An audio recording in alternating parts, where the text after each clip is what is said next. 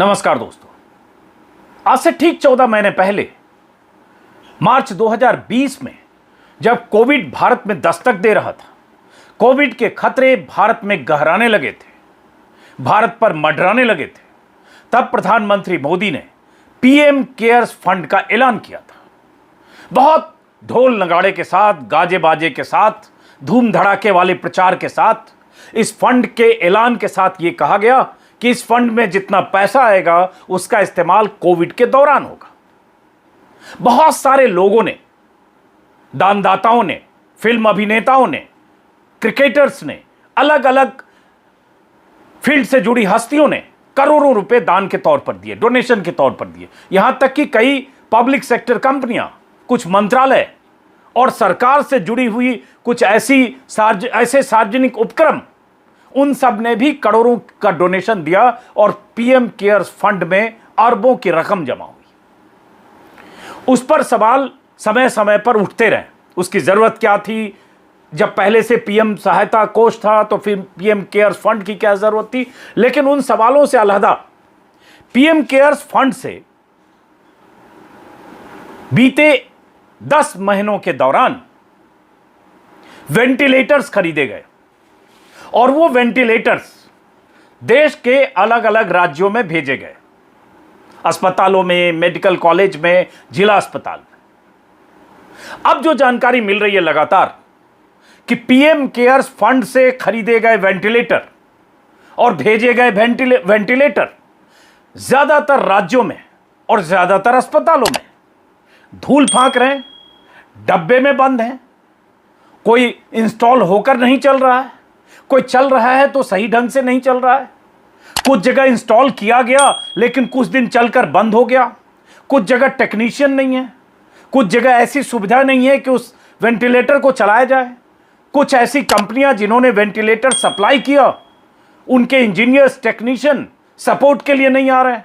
और PM cares fund से जो वेंटिलेटर, जिसकी संख्या मानी जा रही है आंकड़ों के मुताबिक, आज दैनिक भास्कर में एक रिपोर्ट छपी है, उसके मुताबिक 58,850 वेंटिलेटर खरीदकर भेजा गया और इसमें करीब करीब 2,332 करोड़ खर्च हुए। 5 कंपनियों ने ये वेंटिलेटर सप्लाई किए। अब ये आंकड़े तो उपलब्ध नहीं है कि इन 58,000 में से कितने चालू हालत में हैं, लेकिन अगर राज्यों की हालत देखेंगे, जो मैं अभी इस वीडियो में आपको बताने वाला हूं, तो आपको अंदाजा लगेगा कि यहां से वेंटिलेटर चला गया, कंपनियों ने भेज दिया, लेकिन वो जितने चल रहे हैं शायद उससे ज्यादा धूल फांक रहे हैं या इंस्टॉल होकर किसी काम के नहीं है। आज दैनिक भास्कर में एक रिपोर्ट छपी है दोस्तों। उस रिपोर्ट का हिस्सा जिक्र करते हुए कुछ बैकग्राउंड भी आपको बताऊंगा और यह भी बताऊंगा कि पीएम केयर्स फंड से खरीदे गए वेंटिलेटर इस दौर में जब सांसों के लिए लोग दम तोड़ते रहे, इस दौर में जब वेंटिलेटर की जरूरत थी आईसीयू में, इस दौर में जब यूपी, बिहार, राजस्थान, एमपी, महाराष्ट्र, दिल्ली के अस्पतालों में आईसीयू बेड और वेंटिलेटर के लिए तरसते रहे, तब ये वेंटिलेटर, ज्यादातर वेंटिलेटर किसी काम के नहीं थे तो क्यों नहीं थे? आज दैनिक भास्कर में एक खबर छपी है। उस खबर के मुताबिक एक डिटेल खबर है, ये हेडिंग है उसकी, मैं लगा रहा हूं। कहीं ऑक्सीजन प्रेशर, कहीं एक फ्यूज के चलते पीएम केयर वेंटिलेटर बेदम। और इसमें सुनील सिंह बघेल जो संवाददाता हैं इंदौर के, उन्होंने विस्तार से इसमें लिखा है कि कैसे पीएम केयर फंड से देश की 5 कंपनियों से 58,850 वेंटिलेटर खरीदे गए, जिसमें सबसे ज़्यादा जो भारत इलेक्ट्रॉनिक्स बेल है उससे खरीदा गया और अलग अलग 4 कंपनियां हैं, जिसमें एक नोएडा की भी कंपनी है, गुजरात की भी कंपनी है। लेकिन राज्यों में भेज तो दिया गया, लेकिन राज्यों के अस्पतालों में ये चालू हालत में नहीं है। उसकी बहुत सारी वजह जो भास्कर ने लिखी और बीते 10 दिनों के दौरान इस पर बहुत सारी खबरें अलग अलग मीडिया संस्थानों की तरफ से, वेबसाइट्स की तरफ से हुई। और यहां तक कि जब यह मामला बहुत तूल पकड़ा तो 3 दिन पहले प्रधानमंत्री मोदी से जब सीधे शिकायत की जिला अधिकारियों के साथ, जो वर्चुअल मीटिंग थी, उसमें सोमवार को जो मीटिंग थी, माफ करें, डॉक्टर्स के साथ वर्चुअल मीटिंग के दौरान रांची के एक डॉक्टर ने सीधे वेंटिलेटर की खराबी की शिकायत कर दी और उसके बाद से एक ऑडिट का आदेश दिया गया कि जो पीएम केयर्स फंड की तरफ से जो खरीदे गए वेंटिलेटर उनका ऑडिट किया जाए। अब वो उस ऑडिट के क्या नतीजे आएंगे आगे देखते हैं। अभी जो नतीजा है वो आपको हम बता रहे हैं। तो इसमें पता चला कि बहुत जगह ये जो डिफेक्टिव वेंटिलेटर हैं या कहीं पार्ट सिर्फ भेज दिया गया, पूरी तरह से उसके जितने पुर्जे हैं वो नहीं गए, कहीं सब भेज दिया गया तो डब्बा पड़ा, इंस्टॉल नहीं हुआ। कहीं ऑक्सीजन की किल्लत है, कहीं टेक्नीशियन की किल्लत है, कहीं राज्य सरकारों की तरफ से जो रेस्पॉन्ड किया जाना चाहिए, अस्पतालों की तरफ से, मेडिकल कॉलेज की तरफ से, वो भी नहीं है। लेकिन कुल जमा लब्बो लुआब ये है कि वेंटिलेटर्स धूल फाक रहे हैं। अब मेरे पास कुछ आंकड़े हैं राज्यवार, वो मैं आपको बताता हूं, ये बहुत जरूरी है, क्योंकि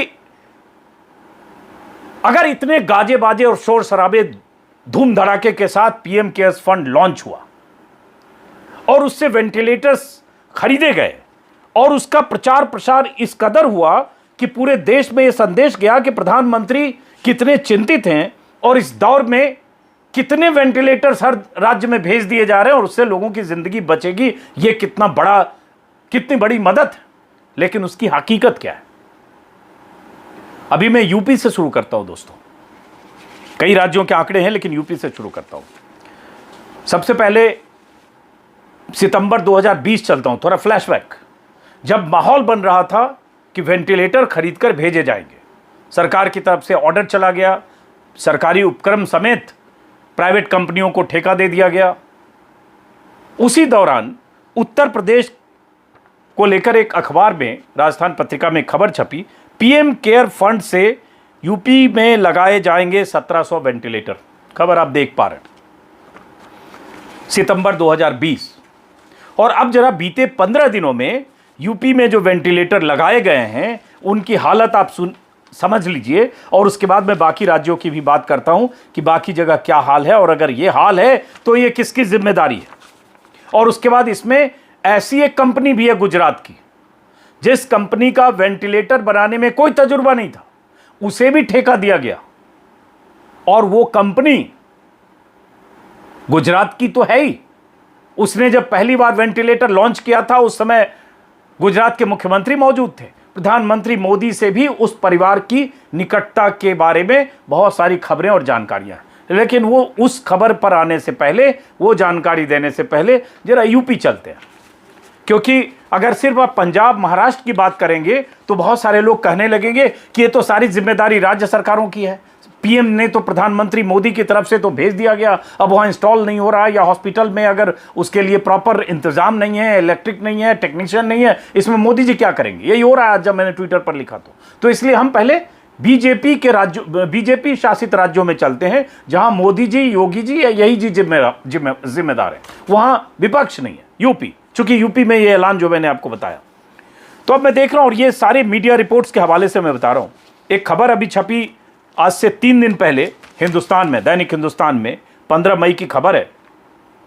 दैनिक हिंदुस्तान ने यूपी के अलग अलग, यूपी, बिहार, झारखंड के हजारों वेंटिलेटर जहां इंस्टॉल किए गए या इंस्टॉल नहीं हुए, जहां डब्बे में बंद हैं, उनके बारे में ग्राउंड रिपोर्ट की। उसका नतीजा क्या हुआ? यूपी से कन्नौज मेडिकल कॉलेज में 50 वेंटिलेटर थे, 150 वेंटिलेटर भेजे गए, जिसमें से 30 वहां से लखनऊ ट्रांसफर हुआ, 75 इंस्टॉल हुए लेकिन काम के नहीं है, बंद है। 75 इंस्टॉल बंद। जिला अस्पताल में 74 वेंटिलेटर भेजे गए, स्टाफ नहीं होने की वजह से सब धूल फांक रहे हैं। कन्नौज की बात। फर्रुखाबाद में 16 वेंटिलेटर में से एक भी वर्किंग कंडीशन में नहीं, UP Farrukhabad. Etawah medical college में पीएम केयर्स फंड से 45 वेंटिलेटर भेजे गए, 8 इंस्टॉल हुए, बाकी पैक करके वहां रखा है। जिला अस्पताल इटावा में भी यही हाल है। कानपुर देहात में 24 वेंटिलेटर भेजे गए, ट्रॉमा सेंटर में सिर्फ 4 चल रहे हैं, 11 इंस्टॉल हैं जो तकनीशियन नहीं होने की वजह से पैक करके रखे हैं। यूपी का मामला है। अगर तकनीशियन नहीं है तो किसकी जिम्मेदारी है? उत्तराखंड 183 वेंटिलेटर सरकारी अस्पतालों में धूल फांक रहे हैं, कहीं स्टाफ की कमी है, कहीं इंस्टॉलेशन की दिक्कत है। उत्तराखंड बीजेपी की सरकार, बिहार एनडीए की सरकार, 250 से ज्यादा वेंटिलेटर बंद हैं अलग अलग वजहों से। ऐसे यूपी की और जानकारी अलग अलग वेबसाइट में लगातार छप रही है। अब जैसे एनडीटीवी में खबर है, बलिया के सरकारी अस्पतालों में 29 वेंटिलेटर धूल फांक रहे हैं, लखीमपुर खीरी में 25 वेंटिलेटर कोविड अस्पताल में लगाए गए, 18 बंद पड़े हैं। कुछ खराब हैं तो कुछ के लिए ऑपरेटर और स्टाफ नहीं है। अलीगढ़ के दीनदयाल अस्पताल को 60 वेंटिलेटर भेजे गए। दिलचस्प बात यह है कि बीजेपी नेताओं ने ही आरोप लगाया कि 50 काम नहीं कर रहे हैं, दूसरों ने आरोप नहीं लगाया। वैसे आज तक में एक 12 मई की खबर है, आज तक की वेबसाइट पर, लखनऊ से महज 80 किलोमीटर दूर कानपुर के कांशीराम अस्पताल में 6 वेंटिलेटर डब्बे में बंद पड़े हैं। बलिया का तो मैंने जिक्र किया ही। ऐसे यूपी के अलग अलग जिलों का मैं देख रहा हूं, कोई जिला ऐसा नहीं है, फतेहपुर, कन्नौज, बुंदेलखंड, हमीरपुर, ललितपुर, चित्रकूट, महोबा, उरई, जितने जिले हैं हर जिले में कहीं मेडिकल कॉलेज में, कहीं जिला अस्पताल में जितने वेंटिलेटर भेजे गए, आधे से ज़्यादा कहीं धूल फांक रहे हैं, डब्बे में बंद है, कहीं जितने भेजे गए सबके सब डब्बे में बंद है। वजह यही, कुछ का कहना है प्रशासन का कि इंस्टॉल नहीं किया गया, कुछ के बारे में कंपनियों की तरफ से कहा जा रहा है कि उसका सही संचालन नहीं हुआ, कुछ के बारे में कहा जा रहा है कि वहां टेक्नीशियन और स्टाफ नहीं है। इसके लिए कौन जिम्मेदार है? जो पैसे दानदाताओं ने पीएम केयर्स फंड में दिए, सार्वजनिक उपक्रम की कंपनियों से गए, सैलरी काट कर भी दिया गया। यह पैसा जो आपका पैसा था और उस पैसे से पीएम केयर्स फंड में जो डोनेशन जमा हुआ, जिसमें बहुत सारे लोगों ने चंदा दिया, फिल्म अभिनेताओं से लेकर क्रिकेटर्स ने, जिनका जिक्र मैंने किया, उस पैसे से जो ये वेंटिलेटर खरीदे गए, जो जीवनदायिनी है, वो इस दौर में डिफंक्ट है। प्रचार जरूर हुआ कि प्रधानमंत्री केयर्स फंड से इतना कुछ दे दिया गया। तो ये यूपी का हाल है, उत्तराखंड और बिहार। अब दूसरे राज्यों में अगर एक बार आप मुआयना करेंगे तो सब जगह की यही स्थिति है। बिहार, जानबूझकर मैंने शुरू किया यूपी से।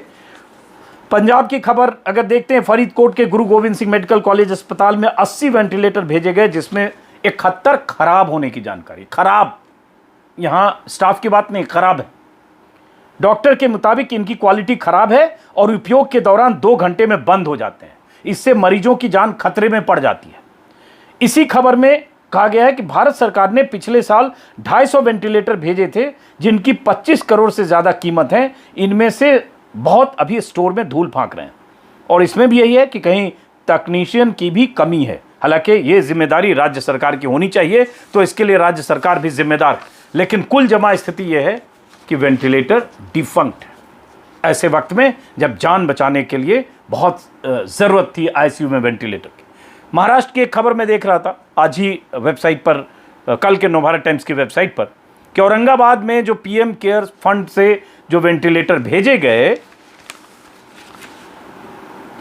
उनमें से ज्यादातर खराब निकले। अब इसमें बताता हूं, 1 मिनट। अब इसमें जो जानकारी है कि सरकारी medical college and hospital GMCH है, जीएमसीएच की एक रिपोर्ट में कहा गया है, बाकायदा एक रिपोर्ट बनी है, उस रिपोर्ट में कहा गया है कि पीएम केयर्स फंड की तरफ से भेजे गए कई वेंटिलेटर खराब हैं। 3 पन्नों की रिपोर्ट के मुताबिक इस फंड के तहत कोविड मरीजों के लिए 150 वेंटिलेटर दिए गए। डीएम को एक रिपोर्ट सौंपी गई है हॉस्पिटल की तरफ से, जिसमें कहा गया इंस्टॉल होने और टेस्ट के बाद कोविड के मरीजों, गंभीर मरीजों के इलाज के लिए ये बेकार पाए गए वेंटिलेटर। इस वेंटिलेटर को सप्लाई किसने किया? ज्योति सीएनसी कंपनी की तरफ से इंस्टॉल किए गए। और रिपोर्ट के मुताबिक ज्योति सीएनसी की तरफ से भेजे गए 150 वेंटिलेटर में से 58 इंस्टॉलेशन के बाद बेकार हो गए, 37 इंस्टॉल भी नहीं हुआ, और बाकी दूसरे कुछ अस्पतालों में इन लोगों ने 38 इंस्टॉल भी नहीं हुआ, बाकी कुछ दूसरी जगह भेज दिए गए। कंपनी के लोग एक बार आए, 2-3 बार वेंटिलेटर ठीक किया, लेकिन फिर खराब हुआ और उसके बाद उसे आईसीयू से हटा दिया गया। और उन लोगों ने उसके बाद बार बार कॉल करने के बाद भी कोई जवाब नहीं दिया। अब ये तो उस ज्योति सीएनसी की बात। अब ज्योति सीएनसी क्या है और बाकी कंपनियां क्या है, और किस तरह से पिछले साल पूरी तैयारी के साथ ये वेंटिलेटर बनाने के लिए मेक इन इंडिया वेंटिलेटर बनाने की एक मुहिम चली, बहुत प्रचार प्रसार हुआ। प्रधानमंत्री, बाकी मंत्री, स्वास्थ्य मंत्री, नीति आयोग, सब ने लगातार ट्विटर के जरिए माहौल बनाया कि भारत की कंपनियां वेंटिलेटर्स बना रही है जो कोविड काल में लोगों की जान बचाने में अपनी भूमिका निभाएगा। और सबसे बड़ी बात, प्रधानमंत्री मोदी जी ने जो पीएम केयर्स फंड का गठन किया, उससे इसका पैसा जाएगा। अब एक बीबीसी की रिपोर्ट में देख रहा हूं, रिपोर्ट की हेडिंग से ही आप पीएम केयर्स के तहत कितने वेंटिलेटर बनाए गए, इसके जानने के लिए बीबीसी ने आरटीआई भी किया। अब उस आरटीआई का नतीजा क्या है, ये कम दिलचस्प नहीं है। अब इस आरटीआई से बीबीसी को जो पता चला, सुनिएगा आप, इसमें कुछ जानकारी दिलचस्प है। इसमें है कि पता चला कि एक ही सरकारी टेंडर से एक ही तरह के स्पेसिफिकेशन वाली अलग अलग कंपनी के वेंटिलेटर की कीमत में अंतर है। जैसे अलाइड मेडिकल के एक वेंटिलेटर की कीमत 8,62,000 है, तो एग्वा हेल्थ केयर के एक वेंटिलेटर की कीमत 1,66,000 है, यानी 7 से 8 गुना का अंतर है, बीबीसी ने कहा। क्यों अंतर है? और ये जो एग्वा कंपनी है हेल्थ केयर, ये नोएडा की कंपनी है। अब ये जो नोएडा की कंपनी एग्वा हेल्थ केयर है, इसे 10,000 वेंटिलेटर का ऑर्डर मिला था, जबकि इस कंपनी के पास वेंटिलेटर बनाने का कोई अनुभव नहीं था। ये बीबीसी की रिपोर्ट में कहा गया। और बीबीसी ने बाकायदा जानकारियां जुटाने के लिए आरटीआई के जरिए बहुत सारी जानकारियां जुटाई है। और बीबीसी ने राजस्थान, बिहार, यूपी, छत्तीसगढ़ समेत कई राज्यों में पीएम केयर्स फंड से मिले वेंटिलेटर का हाल जानने के लिए संपर्क किया। ज्यादातर अस्पतालों में पता चला कि या तो इंस्टॉल नहीं है या ट्रेनिंग नहीं है, और वो वेंटिलेटर धूल फांक रहा है। अब आते हैं जो औरंगाबाद में जिसका जिक्र किया, ज्योति सीएनसी, जिसकी तरफ से औरंगाबाद में वेंटिलेटर भेजे गए। अब जरा ज्योति सीएनसी कंपनी के बारे में जान लीजिए। ज्योति सीएनसी वो कंपनी है जिसने औरंगाबाद में वेंटिलेटर सप्लाई किया, और भी बहुत जगह वेंटिलेटर सप्लाई कर रही होगी। ज्योति सीएनसी वो कंपनी है जो गुजरात के राजकोट की है, और इसके मालिक पराक्रम सिंह जडेजा इनका नाम है। और यही वो कंपनी है जिसने अहमदाबाद के हॉस्पिटल में वेंटिलेटर मुहैया कराया था, सप्लाई किया था, जिसे अहमदाबाद के डॉक्टर्स ने ही जिसका इस्तेमाल करने से ये कह के मना कर दिया कि ये दरअसल वेंटिलेटर के स्पेसिफिकेशन के हिसाब से ये सही है नहीं, और मरीजों को न बचा सकता है, और न इसका इस्तेमाल करके हम मरीज सुरक्षित रहेंगे इसकी गारंटी ले सकते हैं, और इनकार कर दिया था उसका इस्तेमाल करने का। और उस समय बहुत विवाद हुआ इस कंपनी की कैपेबिलिटी पर। और उसके बाद पता चला, जो बीबीसी में मैं देख रहा हूँ, उस समय भी हम लोगों ने बहुत इस पर बात की थी, बहुत लिखा बोला गया था, और विपक्ष ने भी बहुत सवाल उठाए थे। उनकी कंपनी, जो गुजरात की कंपनी है ज्योति सीएनसी, उनकी कंपनी का जो वेंटिलेटर है उसका नाम है धमन 1, और इसकी लाइव टेस्टिंग हुई थी अप्रैल और मई में। और सबसे बड़ी बात, जब ये लॉन्च किया गया था धमन 1, make in India, make in Gujarat, तो खुद विजय रूपानी जो मुख्यमंत्री गुजरात के हैं वो मौजूद थे उस मौके पर, और पराक्रम सिंह जडेजा भी थे। और उसके बाद पता चला कि बीबीसी ने ही लिखा है कि पराक्रम सिंह जडेजा से प्रधानमंत्री मोदी के तब के रिश्ते हैं जब प्रधानमंत्री मोदी मुख्यमंत्री थे।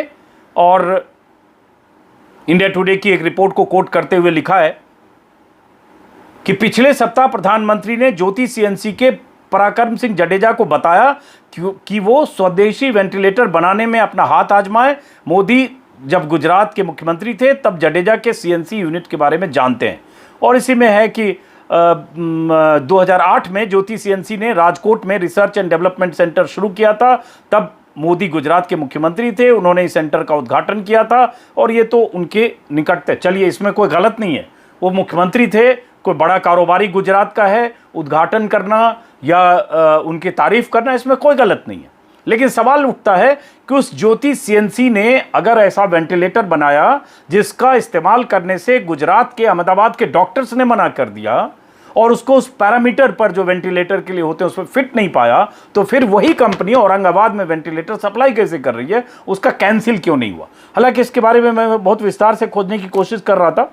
ये कुछ जगह मिला कि उनके ऑर्डर्स कम हुए लेकिन कैंसिल नहीं हुआ। तो ये है। अब मेरा मकसद आज के वीडियो का दोस्तों यही है, छिटपुट ये खबरें और जानकारी आ रही हैं, आप सब देख और सुन रहे होंगे। किसकी जिम्मेदारी है? क्या सिर्फ ये कह देना कि हमने भेज दिया, अब राज्य सरकारें जिम्मेदार हैं, काफी हैं? और अगर भेज दिया तो क्या राज्य सरकार सिर्फ धूल फांकने के लिए छोड़ दें और कहे टेक्नीशियन या जो उसे चलाने वाले लोग हैं उनकी दक्षता नहीं है, या वहां सिस्टम, ऑक्सीजन, बाकी चीज नहीं है, क्या उनकी जिम्मेदारी नहीं है? और क्या जनता के पैसे से इसलिए, आपके पैसे से इसलिए क्योंकि बहुत सार्वजनिक उपक्रम, सरकार से जुड़े जो पब्लिक सेक्टर की कंपनियां हैं, और यहां तक कि अगर मुझे ठीक से याद है रेलवे मंत्रालय की तरफ से भी इसमें कर्मचारियों ने अपनी सैलरी डोनेट की थी, एक दिन की या कुछ ऐसा, मुझे अगर ठीक से याद है। तो ये तमाम लोगों के पैसे हैं। और सबसे बड़ी बात, प्रधानमंत्री केयर्स फंड तब बनाया गया जब पहले से प्रधानमंत्री सहायता कोष था। उसको, उसकी उपयोगिता को नजरअंदाज करते हुए, उसकी अहमियत को खारिज करते हुए बनाया गया। और उसके बाद खरीद भी लिया गया वेंटिलेटर। अगर 22,000 करोड़ अगर खर्च भी हो गए, हालांकि उसको लेकर भी, आंकड़ों को लेकर मैं देख रहा हूं दो अलग अलग तरह की बातें। कुछ जगह है कि बीबीसी ने लिखा है कि 30,000 वेंटिलेटर ही खरीदे गए, जबकि भास्कर ने आज लिखा है कि 58,850 खरीदे गए। अब इस आंकड़े को मैं अभी चेक नहीं कर सकता, कॉन्ट्राडिक्शन है। लेकिन अगर राज्यों को भेजे गए तो मैंने कहा वही रिपीट कर रहा हूं कि कह सकते हैं कि जो बीजेपी, कांग्रेस और विपक्ष शासित राज्य सरकारें, उन्होंने इसको चलाने के लिए, इसके लिए जो टेक्नीशियन है उनके इंतजाम नहीं किए। लेकिन यूपी में क्या हुआ, एमपी में ऐसा क्यों है, उत्तराखंड में ऐसा क्यों है, बिहार में ऐसा क्यों है? तो बीजेपी शासित राज्यों में भी धूल फांक रहे हैं, यूपी में तो जिले जिले में धूल फांक रहे हैं। और ऐसे वक्त में जब अब तो थोड़ा प्रेशर कम हुआ शायद, लेकिन अगर पिछले 1.25 महीने को याद कीजिए, हर रोज लोग वेंटिलेटर के लिए गुहार लगा रहे थे सोशल मीडिया पर, छोटे शहरों में फोन कॉल्स, वेंटिलेटर वाला बेड चाहिए। और ये वेंटिलेटर स्टोर में, भंडार में, अस्पताल के गोदाम में या बेसमेंट में धूल फांकता रहा। अब प्रधानमंत्री ने ऑडिट कराने की बात की। अब उसी भास्कर में मैं देख रहा हूं, स्वास्थ्य मंत्रालय ने संसद में पूछे गए सवाल के जवाब में 12 मार्च को बताया था कि 1850 करोड़ के वेंटिलेटर 38,667 राज्यों को भेज दिए गए हैं। इनमें से 35,269 इंस्टॉल हो गए। सरकार के मुताबिक 90% वेंटिलेटर इंस्टॉल है। यह केंद्र सरकार के मुताबिक, स्वास्थ्य मंत्रालय ने जो संसद में कहा। और जमीनी हकीकत क्या है वो इतनी देर में आप समझ गए। अगर हम राज्यवार और जिलावार जितनी जानकारियां 20-25 दिनों, 1 महीनों के खबरों से, रिसर्च से मैंने जुटाई, अगर वो बताने लगूं तो ये वीडियो 5 घंटे का हो सकता है। लेकिन एक तरफ सरकार का, केंद्र सरकार का दावा, और दूसरी तरफ जमीनी हकीकत, ये आप फर्क समझ रहे हैं।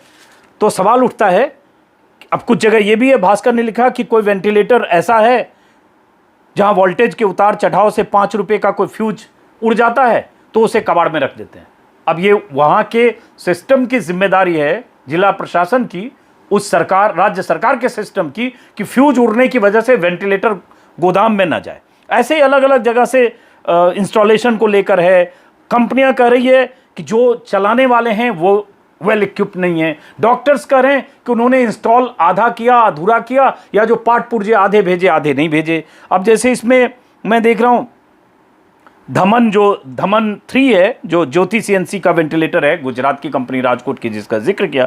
महाराष्ट्र की वेंटिलेटर एग्जामिनेशन कमेटी की डॉक्टर मीनाक्षी भट्टाचार्य ने बताया कि औरंगाबाद मेडिकल कॉलेज की डीन के मुताबिक हमें ज्योति सीएनसी के धमन 3 वेंटिलेटर मिले, लेकिन कुछ देर चलने के बाद बंद हो जाते हैं। जरूरी ऑक्सीजन फ्लो नहीं दे पा रहे हैं। पावर बैकअप न होना भी समस्या है। अब पावर बैकअप न होना समस्या है, यह जिम्मेदारी उद्धव ठाकरे सरकार की है।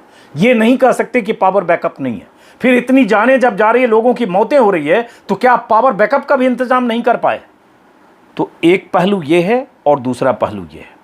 बहरहाल इस दोनों पहलू के बीच कहीं ऑक्सीजन फ्लो कम है, कहीं बाईपैप की दिक्कत है, कुछ जगह सॉफ्टवेयर अपग्रेडेशन की बात कर रही हैं कंपनियां कि ये नहीं हो पाया, और इन तमाम चीज़ों के बाद के बीच वेंटिलेटर्स धूल फांक रहे हैं। और लोग बीते 40-45 दिनों में बिना वेंटिलेटर सपोर्ट के बहुत लोग, सैकड़ों हज़ारों लोग शायद अपनी जान गंवा चुके हों। फिलहाल इस वीडियो को दोस्तों यही खत्म करते हैं, इस उम्मीद के साथ कि प्रधानमंत्री मोदी और सभी राज्यों के मुख्यमंत्री एक बार सिर्फ इसी मुद्दे पर बात करके एक टाइमलाइन के साथ इंश्योर करेंगे और उन कंपनियों की भी जिम्मेदारी तय करेंगे। जिन कंपनियों ने वेंटिलेटर लगाया वो इंस्टॉल हो और इंस्टॉल हो तो सुचारू रूप से कैसे चले, उसके लिए तकनीकी इंतजाम क्या सरकारों को करना है, बहाली करनी है, क्या करना है, ये सारी जिम्मेदारी कुछ राज्य सरकार, वो कंपनियां और पीएम केयर्स फंड बनाने वाले, सपना देखने वाले प्रधानमंत्री मोदी, इन लोगों की है।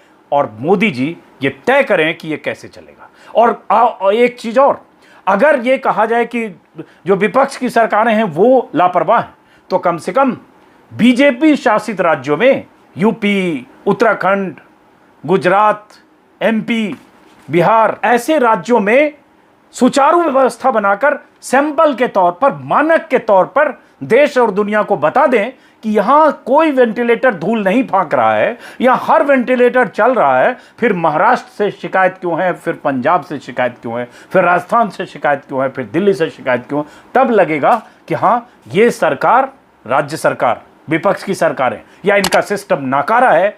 चलना तो वैसे चाहिए जैसे योगी के राज में चल रहा है, नीतीश कुमार के राज में चल रहा है, रावत के राज में चल रहा है, या शिवराज सिंह चौहान के राज में चल रहा है।